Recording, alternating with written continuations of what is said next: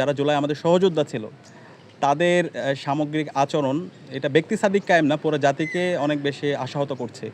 আমরা আশা করেছিলাম আমাদের যারা জুলাইয়ের সহযোদ্ধারা ছিল, জুলাই পরবর্তী নতুন বাংলাদেশ বিনির্মাণে তারা সবাই ঐক্যবদ্ধভাবে নেশন বিল্ডিংয়ের জন্য আমরা একসাথে কাজ করব। আমাদের মধ্যে মতের বিরোধ থাকবে, কিন্তু বাংলাদেশ প্রশ্নে, জুলাইয়ের প্রশ্নে, একদম ন্যাশনাল কনসেনসাসের প্রশ্নে আমরা সবাই ঐক্যবদ্ধভাবে কাজ করব। কিন্তু আমরা সেখানে দেখতে পেয়েছি আমাদের যারা সহযোদ্ধারা তারা ক্রমাগত বিভিন্নভাবে বিষোদ্গার করছে। তারা বিষোদ্গার করলেও আমরা তাদেরকে ভালোবাসা দিয়ে তাদের মন জয় করতে চাই, আমরা জাতির মন জয় করতে চাই।